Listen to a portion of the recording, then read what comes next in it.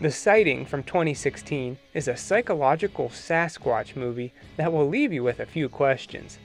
Let's watch it and see if we can figure it out. It opens up in 2006. There's a party, and everyone is trying to hook up with Rachel. One guy is successful, and it looks like he's gonna get lucky. But someone, or something, knocks on the door and kills him. Now we meet the main character of the film, Travis. Most of this movie is told from his perspective in the police station.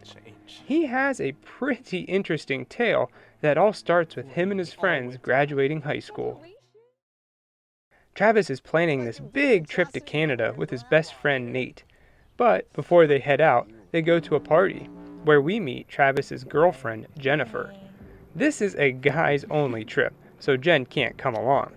Jen is hiding something, but Travis just can't get it out of her. The next morning, the guys head out. They got a late start and hear about a shortcut from a gas station attendant. Of course, there's always got to be a creepy gas station attendant. Anyway, he tells them about this old logging road that will take them right into Canada. They take the shortcut, and eventually Travis has to take a leak in the woods. Out there, he hears something and rushes back to the car. Driving down the road a little further, they're stopped by 4 things in the middle of the road.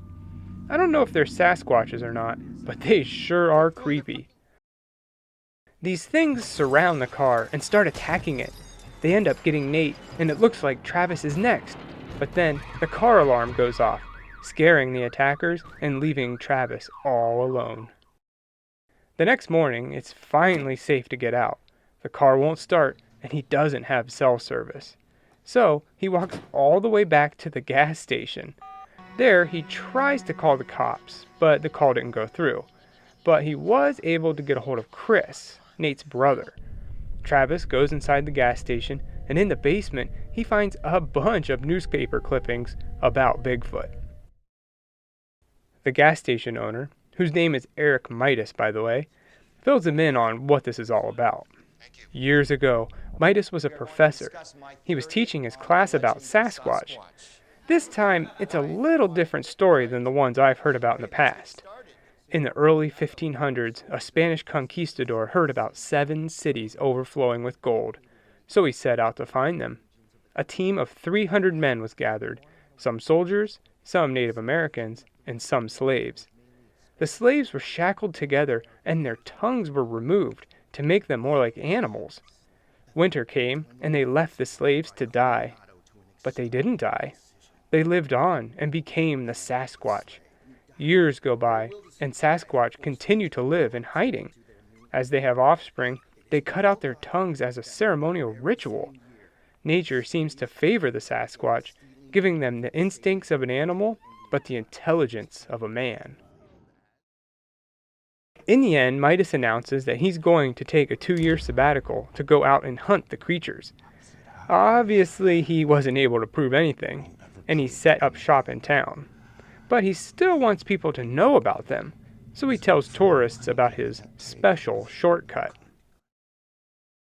Chris comes out and Travis explains all that happened to him. It takes a little convincing, but eventually he comes along. They end up finding a cave, and inside find human remains. They hear something deep inside. They get chased out by a Sasquatch. They run into a small shed, and the creatures attack.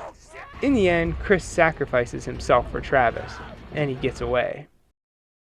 I should have done this the first time.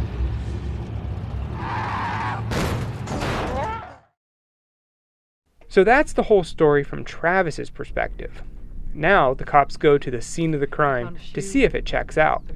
Sure enough, they find most everything as he described it, but there are no bodies. They go to the gas station, but his basement is normal. No Bigfoot newspaper clippings. The cops do find Travis's journal, and they see some pretty disturbing entries. Officer Domain confronts Travis about the journal, and he says what he thinks is actually happening. Travis wrote about how he was suspicious of Nate and Jen, thinking Jen was cheating on him, so he planned this big trip and killed Nate. Travis was also jealous of Chris. Jumping back to the very beginning, it was Travis who was talking to Rachel at the party. He had a crush on her, and that night, Chris dumped her. Travis was the one who killed everyone at the party, and he's the one who killed Nate Chris. A pretty logical explanation, I guess. Travis is crazy, and all this Sasquatch stuff is just in his mind. But Domain's partner finds something on the side of the road. It looks like it could be one of these creatures. Travis was left alone for the night. I don't know why they didn't arrest him then and there. But anyway, he goes back to the site, and needing to get his evidence, he uses himself as bait. It's not long before we hear a twig snap, but then roll the credits. There's a post-credit scene where the cop finds the cave and gets attacked. But that could be Travis, or it could be the Sasquatch. Who knows? And that's what I like about the sighting. It leaves it open-ended. Was it Travis the whole time? Or is there something darker out in the woods? I will say, I liked the explanation that they gave to the Sasquatch. An ancient tribe of slaves? That's a new one to me. I also like Travis.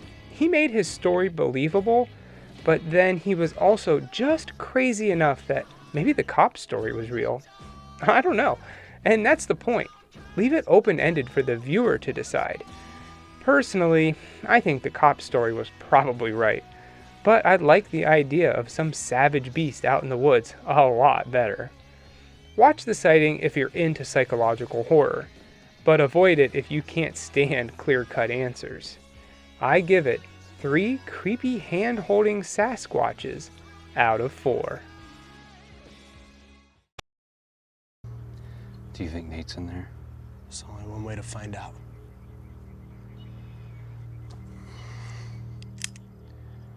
You go first.